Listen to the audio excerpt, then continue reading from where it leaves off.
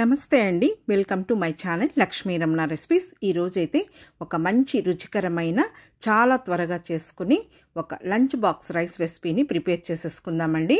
మామూలుగా పిల్లలకి మనం రోజు కర్రీస్ చేసి పంపిస్తూ ఉంటాం, కానీ మీరు ఒకసారి ఈ విధంగా ఈ రైస్ రెసిపీని ప్రిపేర్ చేసి ఇవ్వండి, చాలా ఇష్టంగా తినేస్తారండి.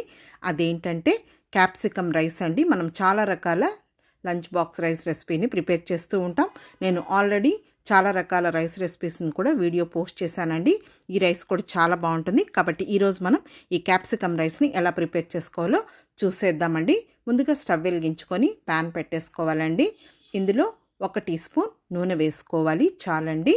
ఇప్పుడు నూనె వేడెక్కిన తర్వాత 1 టేబుల్ స్పూన్ పచ్చిశనగపప్పు, అలాగే 1 టేబుల్ స్పూన్ మినప్పప్పు, 1 టేబుల్ స్పూన్ ధనియాలు వేసేసుకొని 1/2 టీ స్పూన్ జీలకర్ర కూడా వేసేసుకొని ఇప్పుడు మీడియం ఫ్లేమ్లో ఇలా కలుపుకుంటూ మంచి కలర్ వచ్చే వరకు ఫ్రై చేసేసుకోవాలండి.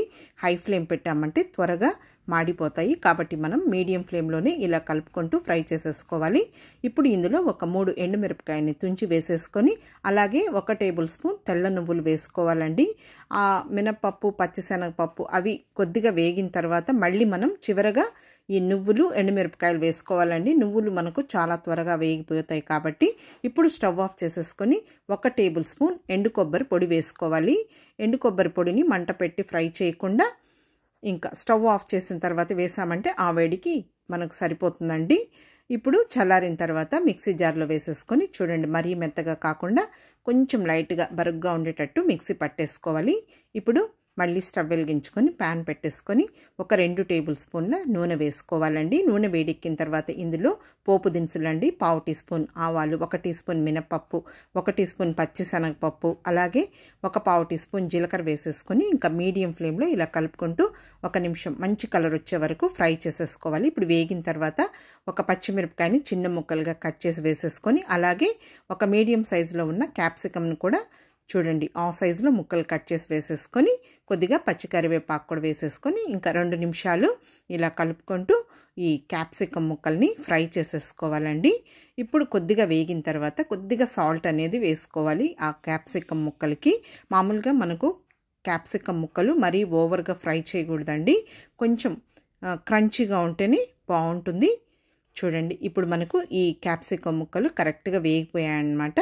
ఇప్పుడు ఇందులో ముందుగానే ఉడికించి చల్లార్చి పెట్టుకున్న మామూలు బియ్యమే అండి, 1 గ్లాస్ రైస్ అన్నమాట, 1/4 కేజీ అన్నం పొడి పొడిగా ఉండేటట్లు మనం చేసేసుకొని కొద్దిగా చల్లారి పెట్టేసుకోవాలండి. ఇప్పుడు ఇంకా ఈ రైస్ వేసిన తర్వాత మీడియం ఫ్లేమ్లోనే 1 నిమిషం కలుపుకుంటూ ఫ్రై చేసేసుకోవాలి. మరి ఎక్కువసేపు ఏమీ ఫ్రై చేయాల్సిన అవసరం లేదండి.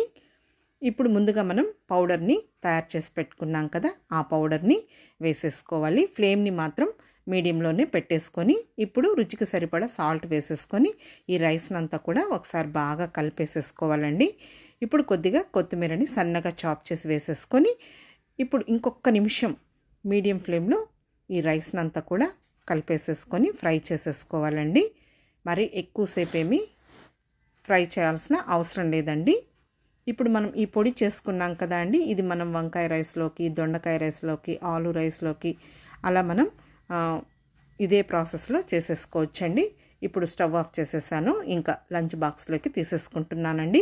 చూసారు కదా, చాలా సింపుల్గా చాలా టేస్టీగా మనం ఈ లంచ్ బాక్స్ రైస్ రెసిపీని ప్రిపేర్ చేసేసుకోవచ్చండి. కాబట్టి మీరు కూడా మీ పిల్లలకి ఈ విధంగా చేసి పెట్టి పంపించి చూడండి, చాలా ఇష్టంగా తినేస్తారండి.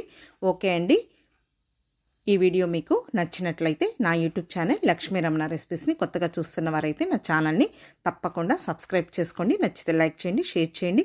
ఇంకొక మంచి వీడియోతో మళ్ళీ కలుద్దాం. నమస్తే అండి.